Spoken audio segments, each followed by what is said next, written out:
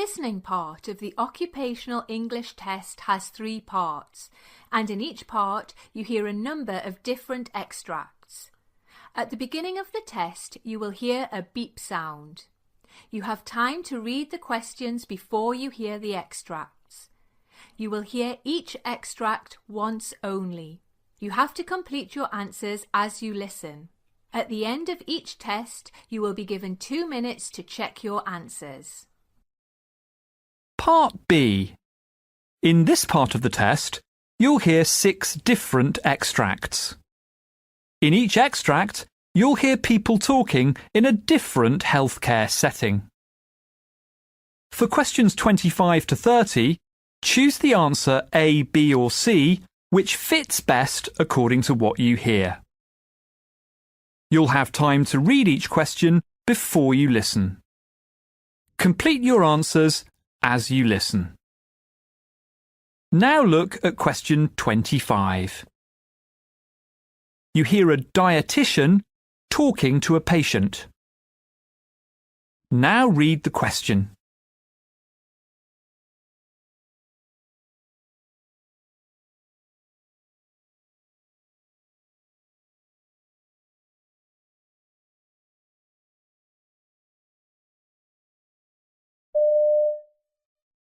So what seems to be the problem?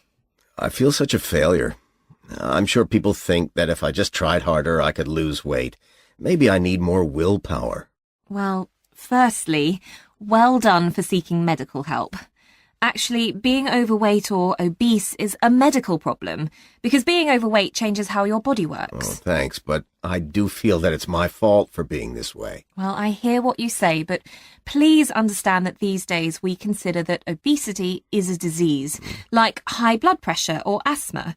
You see, the body's signals to the brain stop working correctly when you're overweight, and with time you feel less full, even if you eat the same amount. And when you cut calories, your body tries to use less energy to keep your weight the same.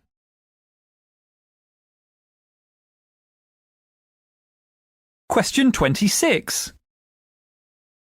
You hear members of a hospital committee discussing problems in the X-ray department. Now read the question.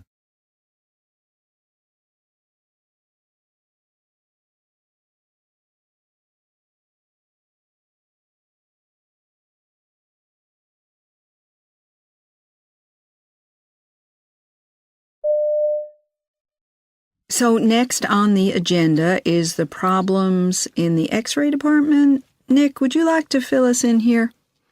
Well, as you all know, this is a very busy department, so we have 4 X-ray machines in all, including one in the fracture and orthopedic clinic area. But recently, one of the other X-ray machines developed a fault, and so we had to apply for authorization for the purchase of a new tube for it.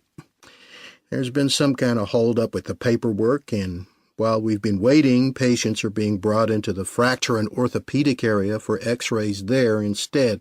And of course, that's causing further congestion.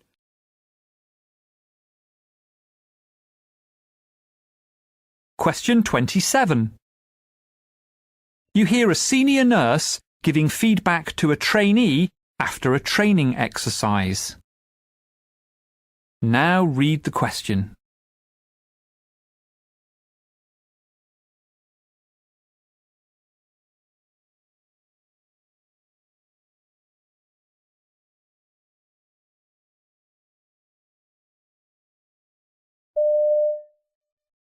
OK, that went quite well, didn't it? But it took you a while to work out where the CPR board was kept. Yeah. So what does that tell you about this scenario? We need to check where things are before doing anything else. Exactly. And of course, it takes a second or two to put the head of the bed down, because you've got to have that part of the bed flat before you slip the board in. I wish there was a quicker way. So, do I put the CPR board under, or would I normally hand it over to somebody else? It makes no difference as long as it's done.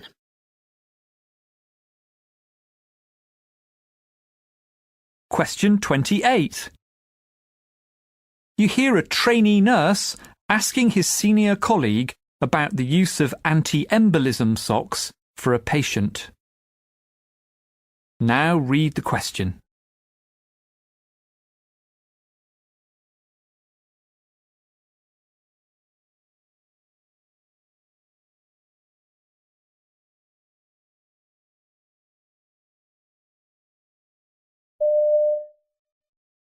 I noticed that Mrs. Jones isn't wearing the usual anti-embolism socks, but I didn't want to ask her why not because she was asleep. Is it because her legs are swollen? Well, sometimes we don't recommend the socks if there's severe swelling with edema, but that's not the case here. Mrs. Jones was actually given them initially on admission last night, but she told us this morning that her lower legs were feeling numb. She described it as having no feeling. Until we've checked out the reason for that, for example, it could be an underlying condition which could damage her arterial circulation. We're reducing the risk of thrombosis by pharmacological means. Oh, I see.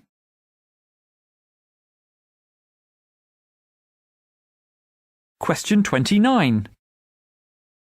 You hear a vet talking about her involvement in the management of the practice where she works. Now read the question.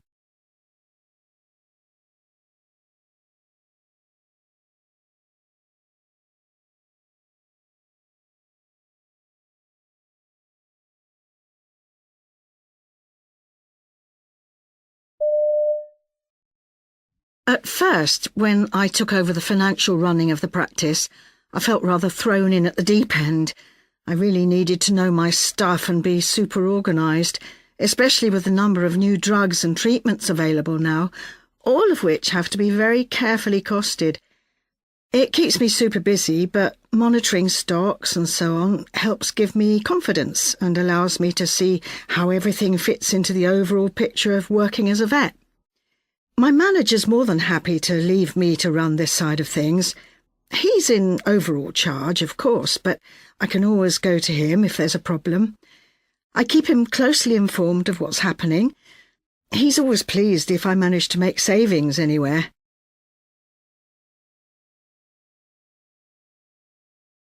Question 30. You hear a physiotherapist giving a presentation about a study she's been involved in. Now read the question.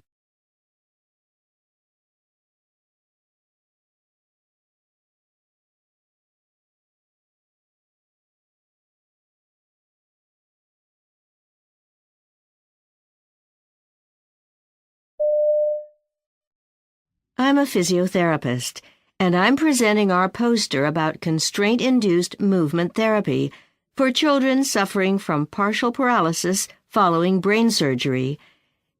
We did a case series of 4 children who'd all undergone hemispherectomies. They were admitted to inpatient therapy within 2 weeks post-op and began therapy 2 to 3 weeks post-op. The therapy continued after they were discharged.